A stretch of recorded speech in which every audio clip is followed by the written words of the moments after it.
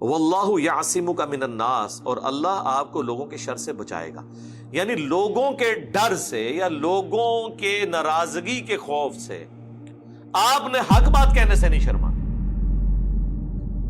آپ نے حق بات کر دینی. بخاری مسلم میں تو یہاں تک آیا، اما عائشہ کہتی ہیں کہ حضور علیہ السلام تو حق بتانے میں کوئی بخیل نہیں تھے.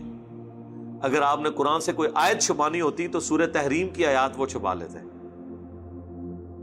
جو نبی علیہ السلام کی بیویوں کے حوالے سے وہ نبی علیہ السلام نے اپنے اوپر شہد حرام کر لیا تھا. لیکن آپ نے تو اچھا، ہمارے یہاں پہ بریلوی مکتب کے لوگ اور اہل تشیع یہ سمجھتے ہیں کہ قرآن کی وہ آیات جن میں اللہ نے اپنے نبی کے اوپر بظاہر غصہ فرمایا ہے یا غضب کا اظہار کیا ہے، یہ غضب پنجابی والا نہیں، عربی والا، ناراضگی کا، ان آیات کا درس دینا ہی حرام ہے، بار شریعت کے شروع میں لکھا ہوا ہے. حالانکہ ہمارے پاس سب سے بڑا ثبوت کہ اس قرآن کا رائٹر محمد رسول اللہ نہیں بلکہ یہ اللہ کی طرف سے نازل ہوئی ہے، وہ آیات ہیں جن آیات میں نبی علیہ السلام کے ساتھ اس لیول کی گفتگو ہوئی ہے. قل انی اخاف ان عصیت ربی عذاب یوم عظیم، اے نبی تم فرماؤ کہ اگر میں نے بھی اپنے رب کی نافرمانی کی تو بڑے دن کا عذاب مجھے بھی آ پکڑے گا. سر یہ اگر کتاب رسول اللہ نے خود لکھی ہوتی تو اپنے بارے میں یہ آیت لکھتے؟ اگر یہ رسول اللہ نے خود کتاب لکھی ہوتی تو قرآن میں یہ آیت ہوتی، قل ارائیتم ان اہلکنی اللہ ومن معی او رحمنا، اے نبی تم فرماؤ کہ اگر اللہ مجھے ہلاک کر دے یا میرے ساتھیوں کو تو بتاؤ کافر کس زوم میں ان کو عذاب سے کون بچا سکتا ہے؟ قرآن میں یہ آیت ہوتی سورہ بنی اسرائیل کی کہ نبی قریب تھا کہ تم بھی کافروں کی طرف جھک جاتے اگر ہم تمہارا دل مضبوط نہ کرتے، اور اگر ایسا ہو جاتا تو ہم تمہیں دنیا میں بھی دگنا عذاب دیتے اور آخرت میں بھی ہمارے عذاب سے اے نبی تمہیں بچانے والا کوئی نہ ہوتا. یہ آیت سورہ بنی اسرائیل میں ہوتی اگر اس کتاب کا رائٹر محمد رسول اللہ ہوتے صلی اللہ علیہ وسلم. سورۃ الحاقہ میں یہ آیت ہوتی کہ اگر یہ نبی اپنی خواہش نفس سے کوئی بات بیان کر دیں جو ہم نے ان کی طرف وحی نہیں کی ہے تو ہم ان کا دایاں ہاتھ پکڑ کے ان کی شہرت کاٹ دیں، اور کوئی تم میں ایک بھی ایسا نہ ہو جو ہمیں روک سکے اور نبی کو بچا سکے، ہم ان کی شہرت کاٹ دیں. اتنی سخت آیات قرآن کی. پھر آیا کہ اے نبی تمہیں تو کوئی امید نہیں تھی کہ تمہاری طرف اللہ کی طرف سے وحی نازل ہوگی، یہ تو ہمارا فضل ہے، ہم چاہیں تو اس کو لے کے بھی جا سکتے ہیں. اتنی سخت. سورۃ الاحقاف میں اے نبی تم فرماؤ میں کوئی نیا رسول نہیں ہوں، مجھ سے پہلے بھی اور رسول گزرے اور مجھے تو یہ بھی نہیں پتا کہ خود میرے ساتھ کیا ہوگا. اتنی سخت آیات.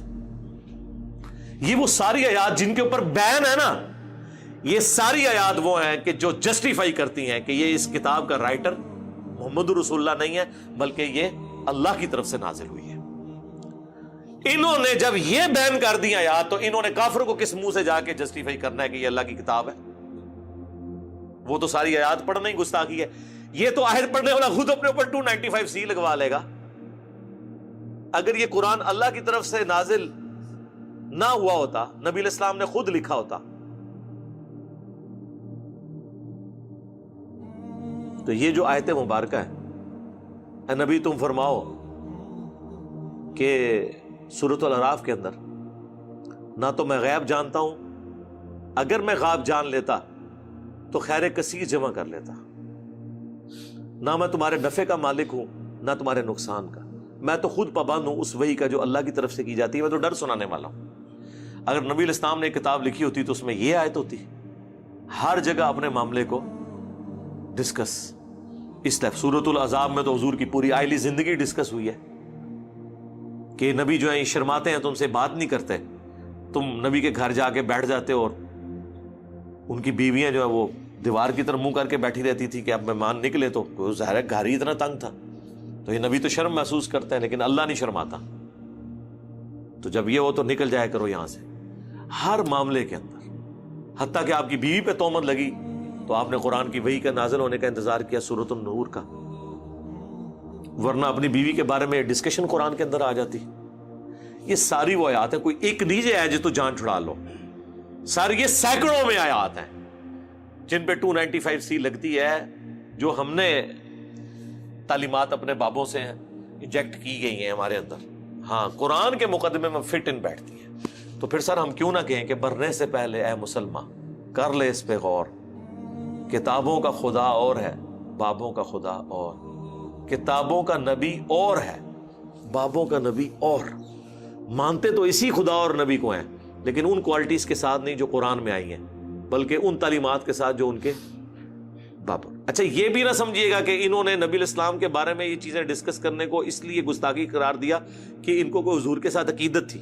نہ نہ نہ، انہوں نے اپنی ساری چیزیں چھپانے کے لیے کیا تاکہ ایک ڈاکٹرن سیٹ ہو جائے نا. تو وہ پھر کہتے ہیں دیکھیں صحابہ کا پیر تھا محمد رسول اللہ صلی اللہ علیہ وآلہ وسلم، تمہارے استاد اور پیر ہم ہیں، تو جس طریقے سے آپ صحابہ ان کے ساتھ بہیو کرتے تھے تم نے بھی اسی طرح بہیو کرنا ہے. کتابیں لکھتے ہیں پیری مریدی کی بنیادی شرط ہے کہ آپ نے پیر سے خلاف شرع کام بھی دیکھا نا، بولنا کوئی نہیں. وہ اپنی لائن سیدھی کر رہے ہوتے ہیں، تو قرآن تو نہیں کسی کو لائن سیدھی کرنے دیتا. قرآن تو بالکل ننگی تلوار ہے. قرآن تو کہہ رہا ہے کہ اے نبی تم فرماؤ، میں تو خود سورہ یونس کے اندر کتنے سخت الفاظ ہیں کہ اے نبی تم ان سے فرماؤ میں اتنا عرصہ تم میں رہا ہوں، کیا تم نے مجھ سے پہلے کوئی ایسی بات سنی تھی؟ یعنی میری زندگی ایک کھلی کتاب ہے، میں کوئی شاعر نہیں ہوں، میں کوئی فلسفی نہیں ہوں. اچانک مجھے کیا ہوا ہے کہ میرے پہ ایسا کلام نازل ہوا ہے کہ تمہارے شعراء بھی پریشان ہو گئے. تو میری پاسٹ کی زندگی اس بات کا ثبوت ہے کہ میری زندگی میں کوئی ایسی ریاضت موجود نہیں تھی کہ جس کا رزلٹ یہ نکلتا کہ ایسی کتاب میں اپنی طرف سے اتنا عرصہ تم میں رہوں، اور اگر اللہ نہ چاہتا تو میں تم پہ تلاوت نہ کرتا.